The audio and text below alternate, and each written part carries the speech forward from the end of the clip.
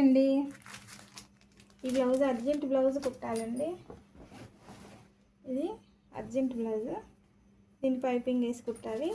ఇప్పుడే బజార్ వెళ్ళి lining fall తీసుకొచ్చాము. ఈ రెండు మళ్ళీ ఇప్పుడు తడపాలి. తడిపిన తర్వాత కట్ చేసి ఆరిన తర్వాత లైనింగ్ తడిపి ఆరేసానండి. ఆరేలోపు కొంచెం అన్నం తింటే ఆకలి అవుతుంది బాగా. పొద్దున అన్నం తాలింపు వేసా, 2 ముద్దలు తింటే 2 బ్లౌజులు కుట్టాలి. 5 కుట్టినాక ప్రశాంతంగా పని చేసుకోవచ్చు.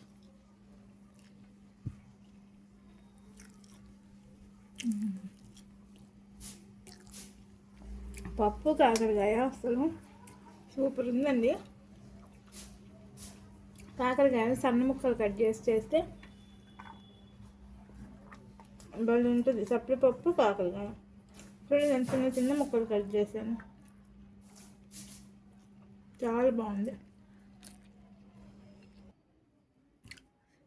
తాలింపు అన్నంలో ఇలా పెరుగు కలుపుకొని తింటే చాలా బాగుంటుందండి. ఇలా ఒకసారి ట్రై చేయండి. చూడండి, పెరుగు వేసుకున్నాను నేను.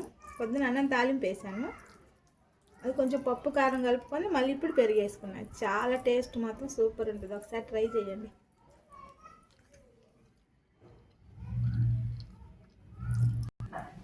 ఇక్కడ చిన్న పిట్టగోడ ఉంటే ఆరేసానండి. లైనింగ్ ఫాలు, లైనింగ్ ఎక్కడ జారి పడిపోద్దా అని ఆ ఇడ్లీ పాత్ర పెట్టాను.